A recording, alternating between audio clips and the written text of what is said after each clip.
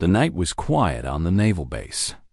Commander Park Do-hyun sat in his office, reading reports from the day's patrol. The clock on his wall showed 2:47 in the morning. Most of the crew was asleep. The Pacific Ocean stretched out in darkness beyond the windows, calm and peaceful. Then his phone rang. "Commander, you need to come to the monitoring station," said a nervous voice. "Right now."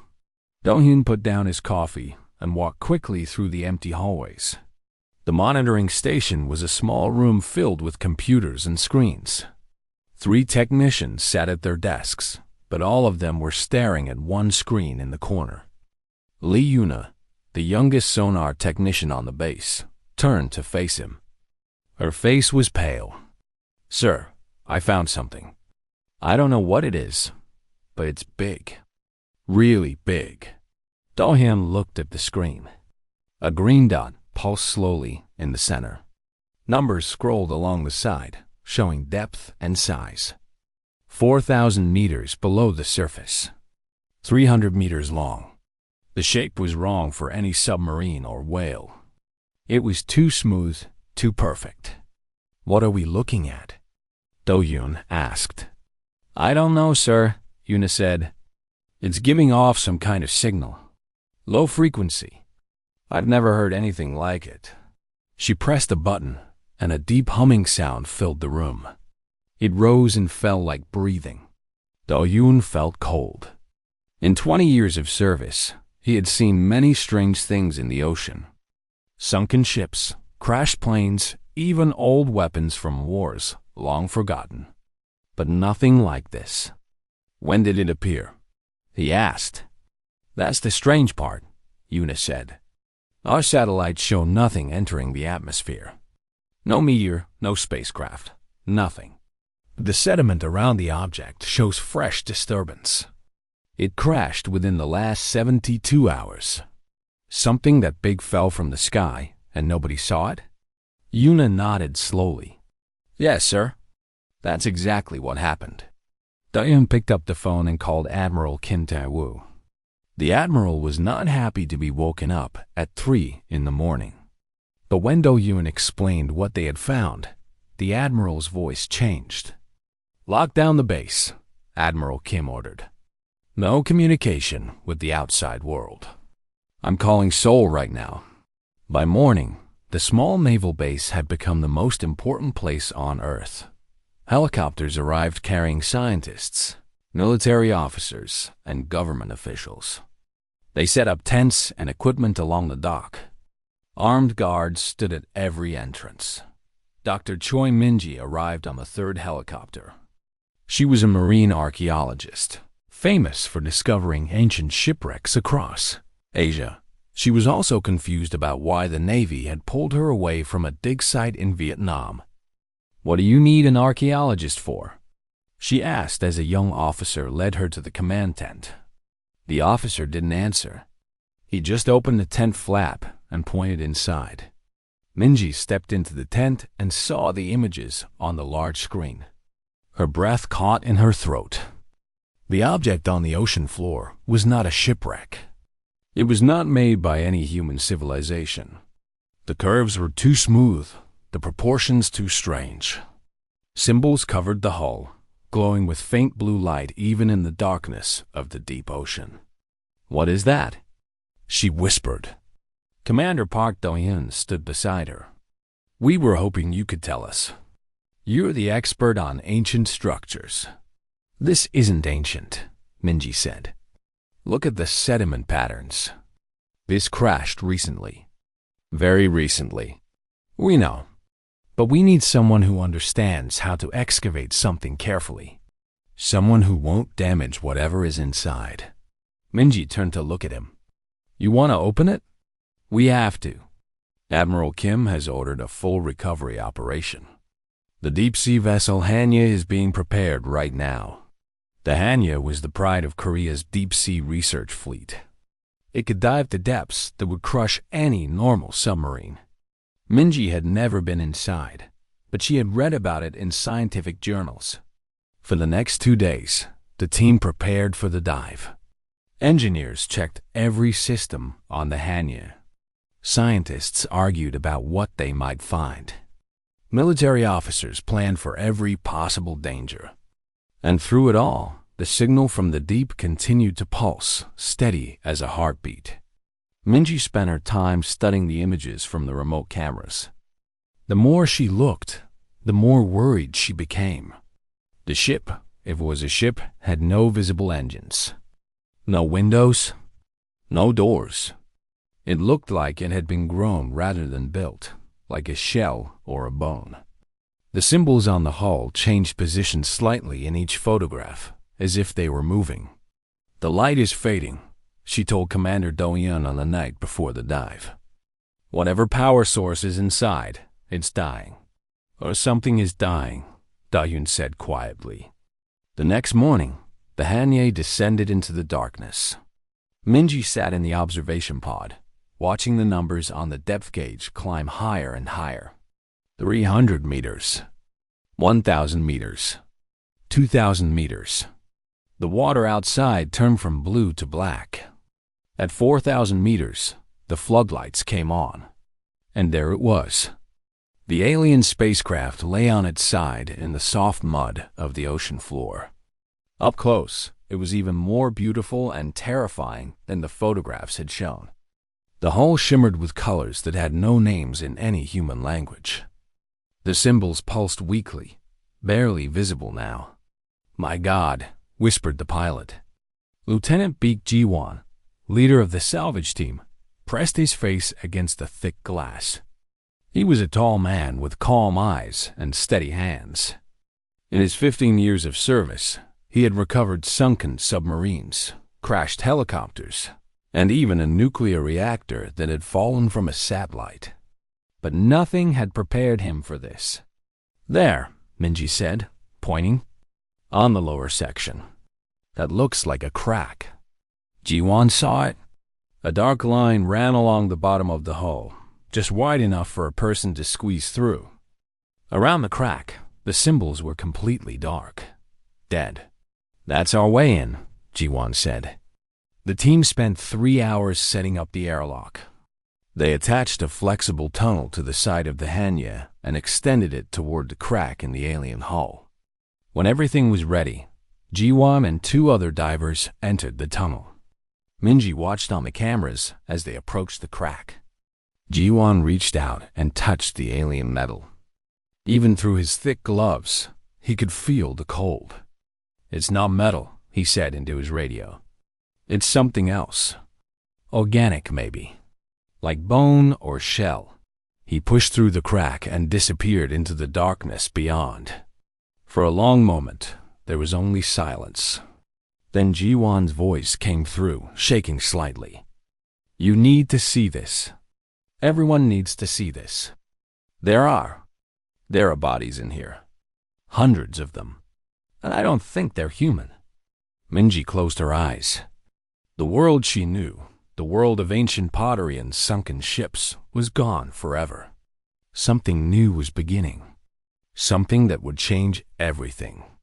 And deep inside the alien vessel, in a chamber that the cameras had not yet found, something moved weakly in the darkness. Something that was still alive.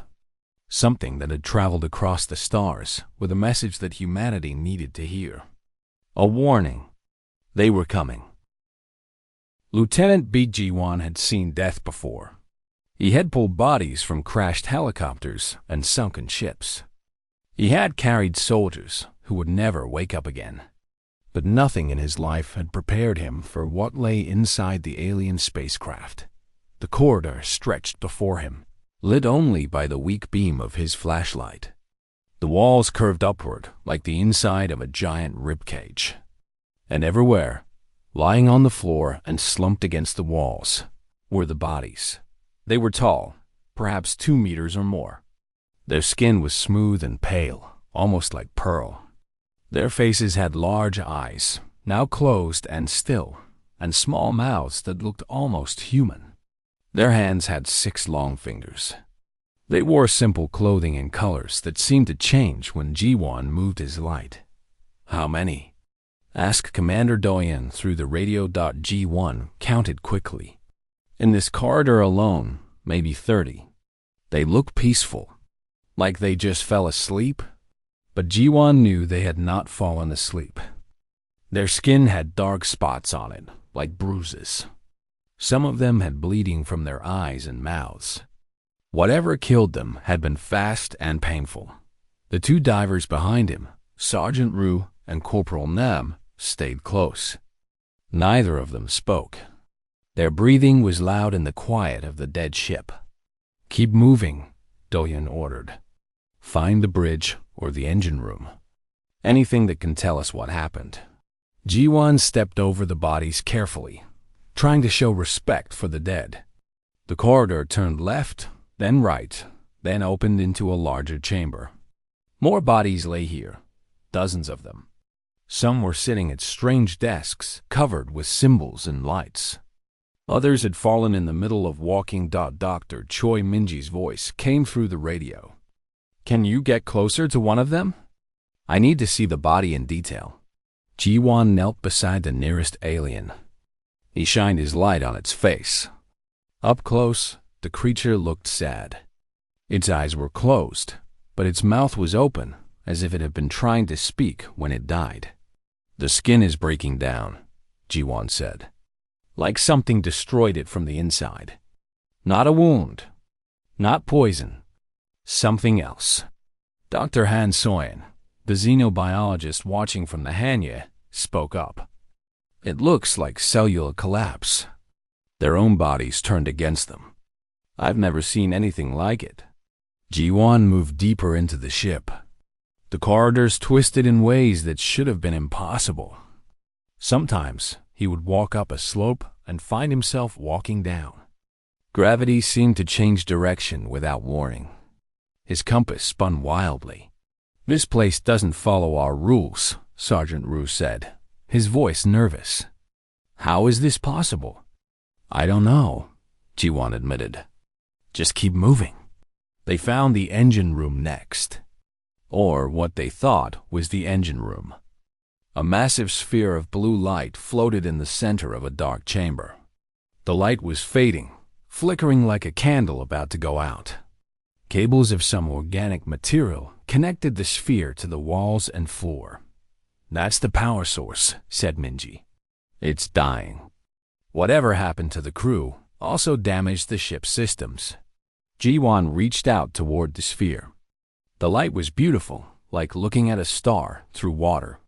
His fingers passed through it, and he felt a strange tingling, like electricity, but gentler. "It's warm," he said. "And I can feel something like sadness." The sphere pulsed once, twice, then grew dimmer. "We need to find any survivors," G1 said. "If there are any." They searched for another hour. The ship was larger on the inside than it appeared from outside. They found sleeping quarters with beds shaped like cocoons. They found a room full of strange plants, now dead and brown. They found a chamber with symbols on the walls that moved and changed as they watched. And then they found the core. It was the heart of the ship, a small room at the very center. The walls glowed with gentle light, and in the middle of the room, lying on a raised platform, was a single alien. This one was different from the others. Its skin still had color. Its chest moved slowly up and down. It was alive. G1 approached carefully. "Hello? Can you hear me?" The alien's eyes opened. They were large and golden, like coins made of sunlight.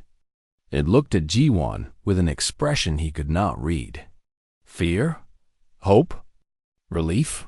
It raised one trembling hand and pointed at its chest. A small device was attached there, a box of silver metal with green lights. When the alien spoke, the words came from the device. "You came." The voice was strange, broken, like a recording played too slowly. "We hoped you would come." G1 knelt beside the platform. "I'm here. We're here to help you." The alien shook its head weakly. "No help for me. The sickness takes us all. But you, You must listen. What sickness? What happened to your people? The jump. The faster than light travel. It kills us. Our bodies cannot survive it. We knew the risk. We came anyway. Ji-Wan felt his heart grow heavy. You knew you would die? Yes, all of us. But the message was more important than our lives. The alien reached out and grabbed Ji-Wan's arm. Its grip was weak but desperate. They are coming, it said, its voice growing clearer as the device learned to translate better. The Dominion. They have watched your world for thousands of years. They thought you were no threat, just animals. But they were wrong. Who are the Dominion? What do they want? They are the rulers of this part of the galaxy. They destroy any species that might become a threat to them. And your species, humanity, you grow too fast. You learn too fast. They are afraid of you now. Ji-Wan looked at the dying creature with confusion. Afraid of us? We can barely reach our own moon. We don't have starships or weapons like this. The alien made a sound that might have been a laugh. 100 years ago, you rode horses. Now you split atoms. No species in the history of the galaxy has advanced so quickly. The Dominion sees this. They have decided you must be destroyed before you become unstoppable. When? When are they coming? 18 of your months. Maybe less. A fleet of 3,000 warships. They will burn your world and kill every human. Unless... The alien's body shook with a terrible cough. Dark liquid came from its mouth. Unless what? Ji-Wan asked. Please, tell me. The alien reached beneath its body and pulled out a small object. It was a crystal, about the size of a fist, glowing with soft blue light. It pressed the crystal into Ji-Wan's hands. All our knowledge, our technology, our history, everything my people learned in 50,000 years. It is yours now. Use it. Build. Prepare. Fight back. Ji-Wan held the crystal carefully. It was warm and seemed to pulse with energy. Why? He asked. Why are you helping us? You don't even know us. The alien's golden eyes looked into his. For a moment, Ji-Wan saw something in those eyes. Something ancient and kind. Because we watched you, the alien said. For thousands of years, we watched your world. We saw your wars and your cruelty. But we also saw your love, your music, your art, the way you care for your young, the way you never give up, even when everything seems lost. The alien's breath grew weaker. You are young and wild and dangerous. But you are also beautiful. And you deserve a chance to reach the stars. The Dominion wants to kill that beauty. We could not allow it. Tears fell from Ji-Wan's eyes. He didn't try to stop them. What was your name? He asked. What do your people call themselves? I am Vila. My people are the Velthari. Remember us. When you stand among the stars, remember that the Velthari believed in you. Vila's eyes closed. The golden light faded from them. The chest stopped moving. Ji-Wan stayed beside the body for a long time. He held the crystal close to his heart. Behind him, Sergeant Rue and Corporal Nam stood in silence. Finally, Ji-Wan stood up. He looked at his team. Let's go home, he said. We have work to do, and not much time to do it. As they left the ship, the lights in the walls finally went dark. The Velthari had given everything they had. Now it was humanity's turn. The crystal sat in the center of the table, glowing softly in the darkness. Around it, the greatest minds on Earth sat in silence, staring at the object that would change everything. The underground facility in Jeju Island had been built during the Cold War. For 50 years, it had been empty and forgotten. Now it was filled with computers, scientists, and armed guards. The walls were thick enough to stop any signal from escaping. Dr. Yoon Ha-jin, the world's leading physicist, was the first to speak. How do we know this isn't a trap? An alien gives us their technology and tells us we're about to be invaded? It sounds like a story. I saw the bodies, said Lieutenant Baek Ji-won, who sat at the end of the table. I held Vila's hand when she died. This is not a trick. Admiral Kim Tae-woo looked at the people around the table. Scientists, military officers, government officials. All of them looked scared. All of them had lives that made sense yesterday. Today, nothing made sense. We have a choice, the Admiral said. We can ignore this warning and hope it's false. Or we can prepare for war and hope we have time. Dr. Shin Yoonji, a linguist who specialized in ancient languages, leaned forward. Before we decide anything, we need to know what's inside that crystal. There could be thousands of years of information in there. The team spent 3 weeks trying to open the crystal. They tried heat, cold, electricity, and pressure. Nothing worked. The crystal just sat there, glowing and humming, as if it was waiting for something. It was Kang Sun-ho, a young AI specialist, who finally solved the puzzle. He was sitting alone in the lab at midnight, talking to himself as he often did. If I were an alien, he muttered, and I wanted to share my knowledge with another species, how would I do it? I wouldn't use my language. I wouldn't use my technology. I would use something universal, something that any intelligent species would understand. He looked at the crystal. Then he started to laugh. Math, he said. The universal language. He grabbed a marker and drew a simple equation on a piece of paper. 1 + 1 = 2. He held the paper up to the crystal. The crystal flashed. Then it projected a beam of light onto the ceiling. Numbers and symbols appeared, dancing in the air like fireflies. Sun-ho called the others. Within an hour, the entire team was in the lab, watching as the crystal shared its secrets. It started with simple math. Then it moved to physics, chemistry, biology. Each concept built on the last, teaching humanity the way a parent teaches a child. Dr. Yoon Ha-jin watched with tears in his eyes. It's a primer, he said. They're teaching us everything from the beginning. They assumed we might not understand their science, so they're showing us step by step. For 3 months, the team studied the crystal's lessons.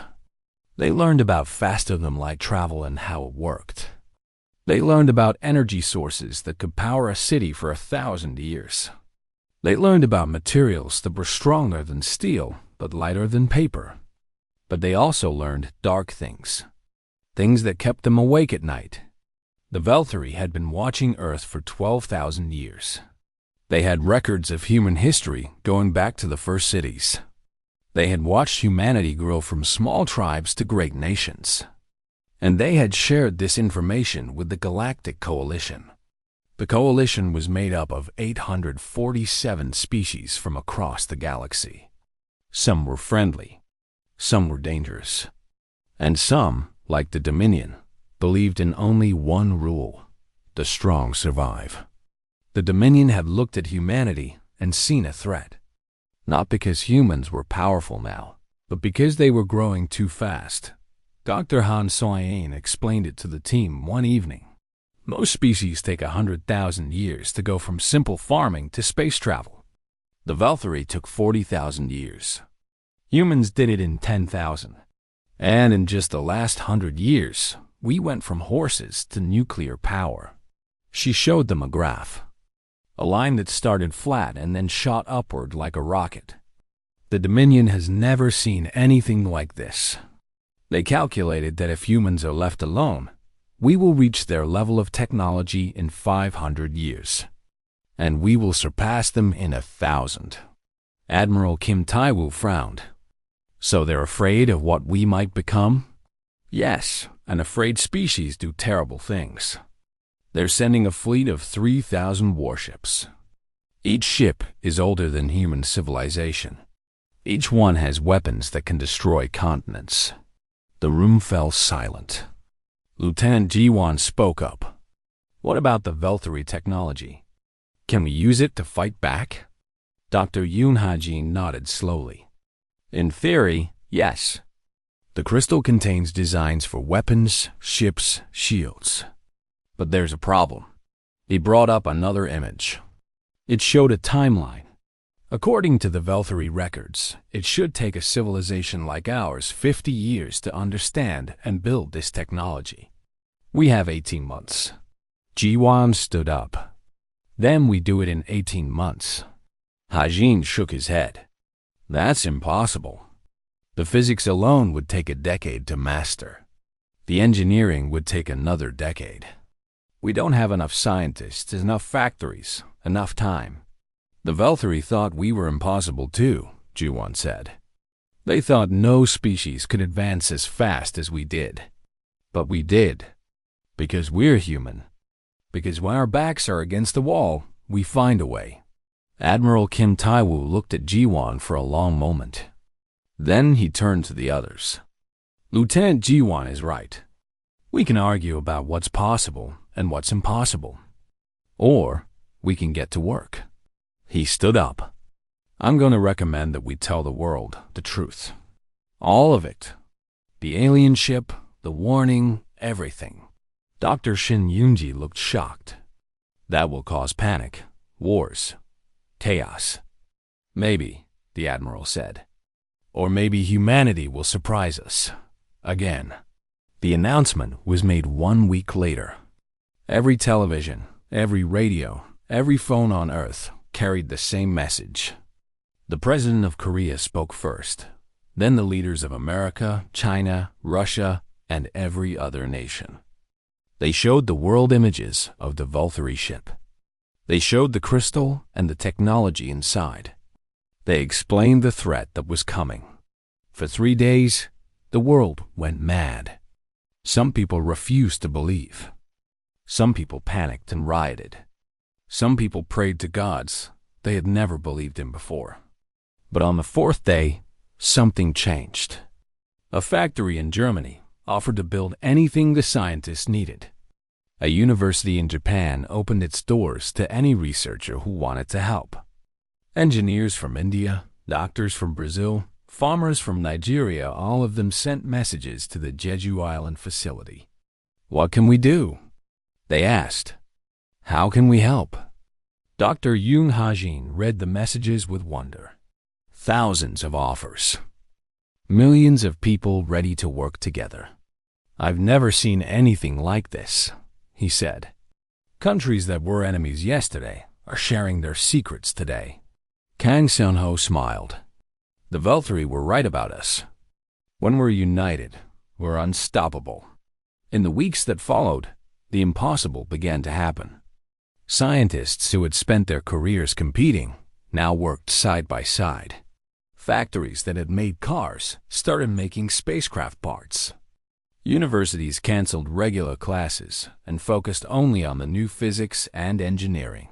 Dr. Han Soin made the first big breakthrough. The Velthari had died because their bodies couldn't handle faster than light travel. The radiation destroyed their cells over time. But human DNA was different. We're more resistant, she explained excitedly. Much more resistant. Where the Velthari needed centuries of genetic modification to survive a single jump, humans can do it naturally. We just get a little sick. This meant humans could travel between stars more easily than any species the Velthari had ever known. Humanity wasn't just fast learners. They were built for space. The work continued. Day and night. Month after month. And slowly, ship by ship, humanity built its first fleet. The stars were waiting. And humanity was almost ready. 14 months had passed since the truth was revealed. The world had changed in ways nobody could have predicted. Old borders meant nothing now. Old enemies worked together. Old problems seemed small compared to the threat from the stars. Engineer Moon Chae-young stood in the middle of the largest factory ever built by human hands. It stretched across an entire valley in the Korean countryside. Machines hummed and workers moved like ants, each one doing their small part of the great work. She was only 32 years old, but she had become one of the most important people on Earth. Her team had done what the Valkyrie said would take decades. They had understood the alien propulsion system in 4 months. Now they were building engines that could push ships faster than light. "The 7th engine is ready for testing," said one of her assistants. Che-Yung nodded. "Start the power sequence and pray." The engine was beautiful in a strange way. It was a mix of human steel and alien organic material, grown from samples taken from the Valkyrie ship. When it activated, it glowed with blue light. Just like the sphere Ji-Wan had found in the alien vessel Dot, the numbers on the monitors climbed higher and higher. The engine hummed, then roared, then screamed. For a terrible moment, Che-Yung thought it would explode. Then everything went quiet. The engine floated in the test chamber, perfectly still, perfectly stable. "It works," someone whispered. Che-Yung smiled. 7 down. 193 to go. Across the world, similar miracles were happening. In America, a team led by Dr. Yoon Ha-jin had cracked the secret of the Valkyrie shields. They could now build barriers of pure energy that could stop almost any weapon. In China, scientists had developed new materials based on the alien designs. Armor that was thin as paper but strong as diamond. And in a training base, hidden in the Australian desert, pilot Joe Hyun-sik was teaching humans to fly like nothing had ever flown before. Hyun-sik had been a fighter pilot for 15 years. He had flown every aircraft his country had ever built. But the alien ships were different. They didn't just move through space. They danced through it. "Forget everything you know about flying," he told his students on the first day. "These ships don't care about gravity or air resistance. They go wherever you tell them to go. The only limit is your imagination." The training was hard. Many pilots couldn't handle it. Their brains couldn't adjust to the idea of moving in 3 dimensions without up or down. Some got sick. Some gave up. Some went a little crazy. But the ones who made it through were amazing. Lee Gina was the best of them.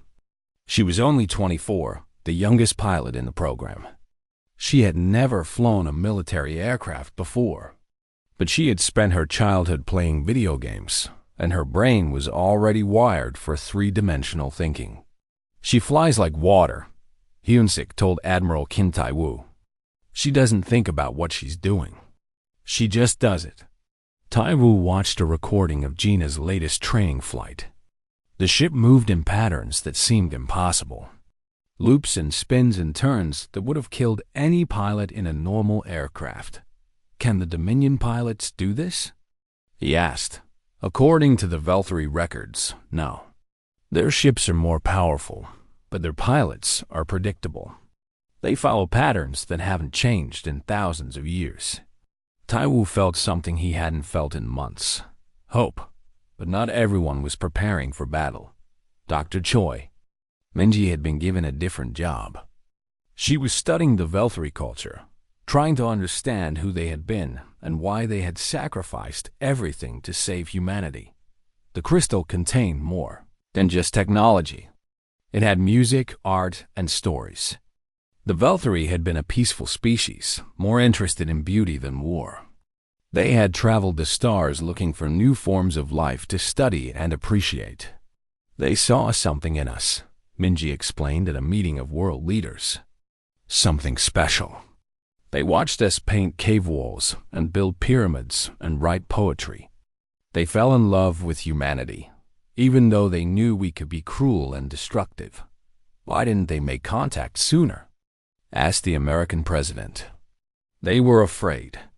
The coalition had rules against interfering with young species, and the Dominion was always watching.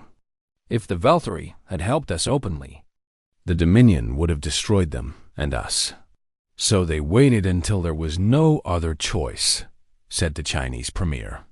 "Yes, When the Dominion decided to attack Earth, the Valkyrie broke every rule they had. They knew they would die on the journey.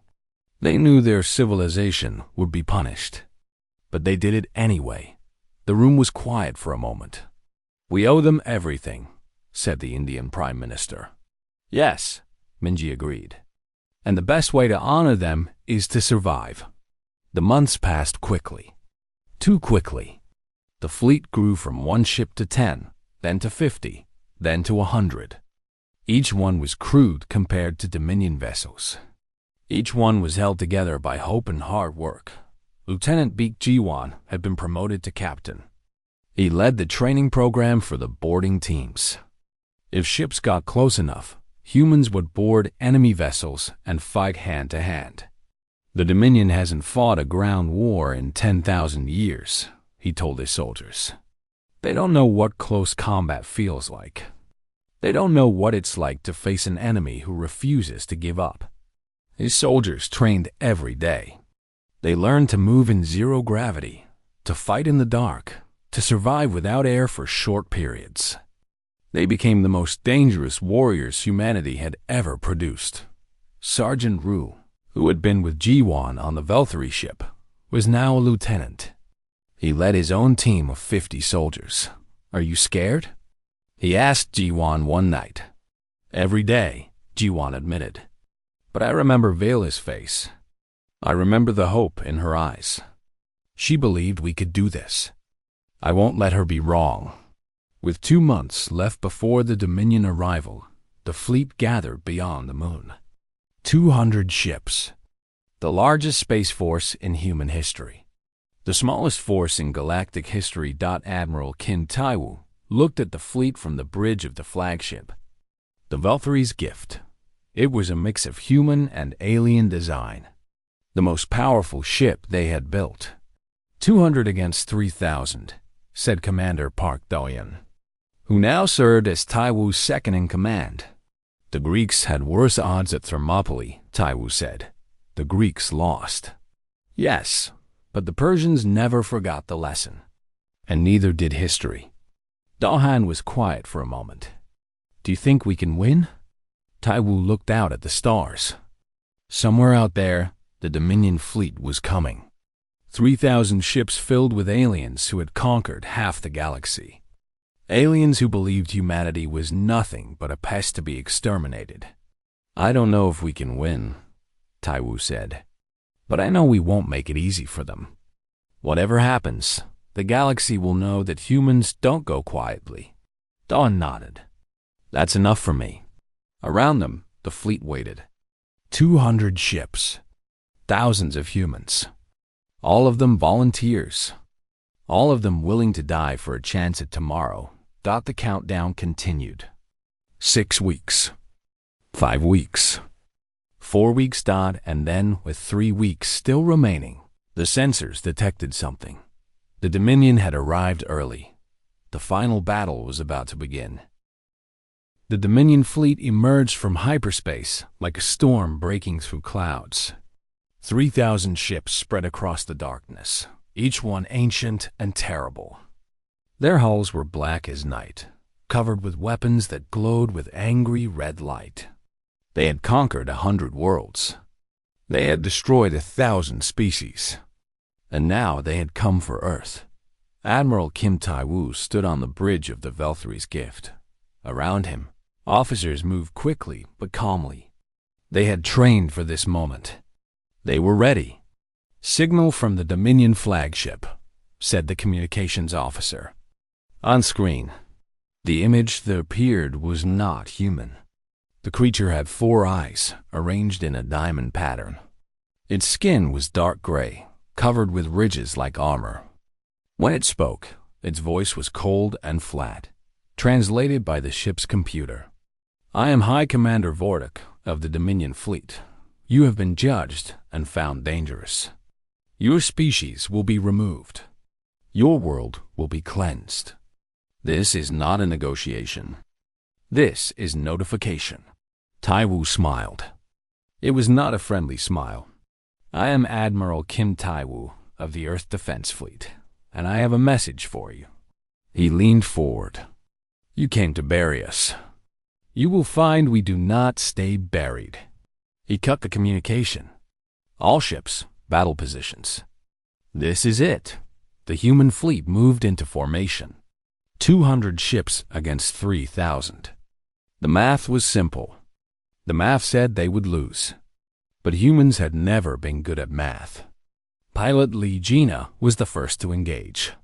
Her ship, the Dancing Star, shot forward like a bullet. Behind her, 50 other pilots followed.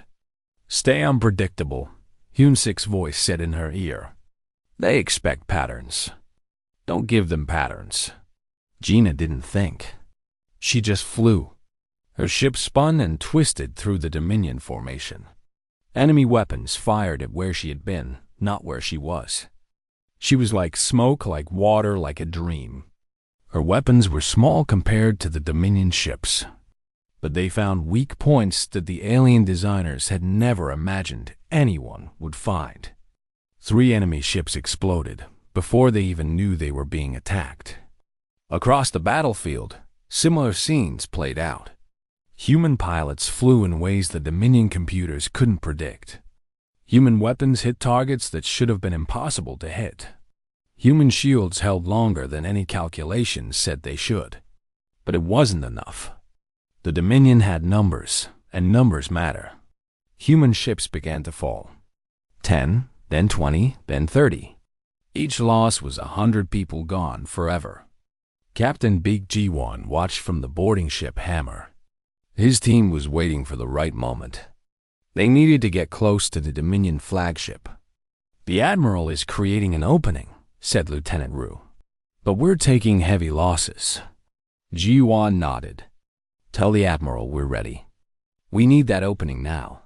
On the bridge of the Valtry's gift, Taiwu received the message. He looked at the battle map. Half his fleet was damaged or destroyed. But the Dominion was confused. Their perfect formations were breaking up. Their commanders couldn't understand how humans were fighting. All ships, focus fire on Sector 7, Taiwu ordered. Create a corridor to the flagship. The Hammer is going in. The human fleet pushed forward. Ships that should have been running were attacking. Crews that should have been dead were still fighting. For 15 terrible minutes, the humans threw everything they had at the Dominion line. And the line broke. The Hammer shot through the gap, racing toward the massive Dominion flagship. Weapons fire surrounded it, but the pilot was skilled. They made it through. Boarding clamps attached, Ji-won announced. We're in. His team cut through the enemy hull in seconds. The inside of the Dominion ship was dark and cold. It smelled like metal and something organic, something unpleasant. Move fast, Ji-won said. Find the bridge. The Dominion soldiers met them in the corridors. They were bigger than humans, stronger, covered in natural armor. But they fought like machines, following patterns, expecting their enemies to do the same. Humans didn't do the same. Ji-won's team fought with creativity that the Dominion had never seen. They used the low gravity to jump over enemies. They used the darkness to hide and strike. They worked together in ways the individual Dominion soldiers couldn't match. Lieutenant Ru took down 3 enemies with a weapon he had built himself, something the Valkyrie crystal had never shown them. Corporal Nam used a broken pipe as a club when her gun ran out of power. They lost people. Good people. People Ji-won had trained with for months. Each death hurt like a knife. But they kept moving. Finally, they reached the bridge. High Commander Vortic stood in the center of the room, surrounded by officers. He looked at the humans with all 4 of his eyes. There was something new in those eyes. Something the Dominion hadn't felt in thousands of years. Fear. How? Vortic demanded. How is this possible? You are nothing. You are animals. Ji-won walked toward him, weapon raised. We are human. We are the children of Earth, and we don't give up. He could have killed Vortic. It would have been easy. The Dominion commander had no weapon, no protection. But Jiwon remembered something Vela had said. Something about being better. Your fleet is losing, Jiwon said. Your formation is broken. Your ships are confused. You can retreat now, or you can watch your entire force die. Vordic's eyes narrowed. You would let us leave? After we came to destroy you? Yes. Why? Jiwon looked at the alien. This creature had ordered the deaths of countless species. It had come to burn Earth and kill every human child, every human parent, every human dream. And still, Jiwon chose mercy. Because we're better than you, he said. And we want you to live long enough to tell everyone. Tell them what you saw today. Tell them that humanity is not to be touched. Tell them that Earth is under our protection. And tell them that if anyone else comes to threaten us, they will face the same. The battle ended not with a final explosion, but with silence. The Dominion fleet, what was left of it, turned and fled. 700 ships limped away into hyperspace, leaving behind the wreckage of their ancient fleet. The human fleet had lost 100 ships. Thousands of people were dead. The Valkyrie's gift was damaged beyond repair. But they were alive. Earth was safe. Admiral Taiwu's voice came over the communication system, reaching every ship, every soldier, every person on Earth who was watching. They came to end us. They failed. Remember this day. Remember what we did. Remember who we are.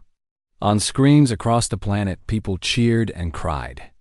They hugged strangers and called loved ones. They looked up at the stars with new eyes. The stars were no longer cold and distant. The stars were now a frontier. 1 year later, the first diplomatic ships arrived from other species. Not from the Dominion, but from dozens of worlds that had watched the battle with hope.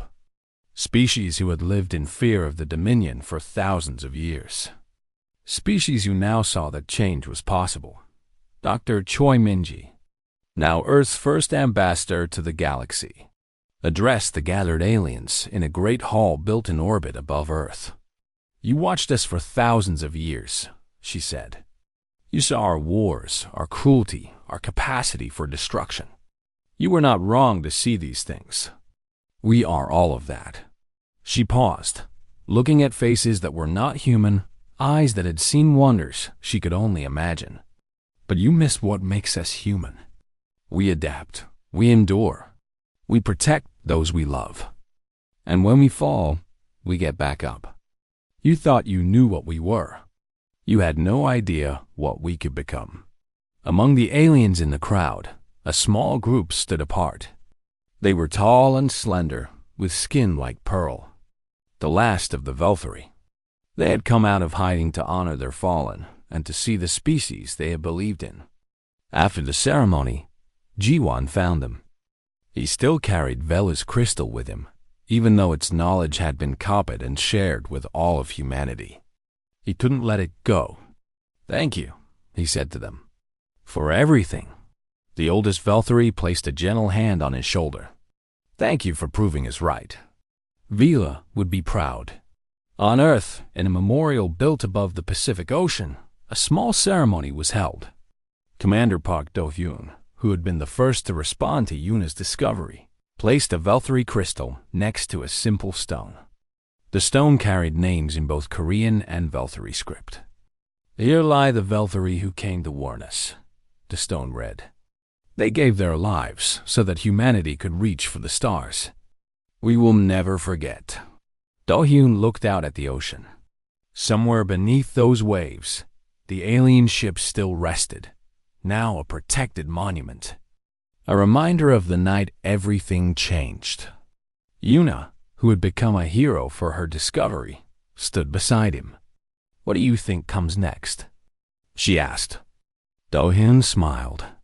It was a smile full of wonder and just a little bit of fear. Everything, he said, everything comes next. The stars waited. They had always been waiting. But now, finally, Humanity was ready, and the galaxy would never be the same.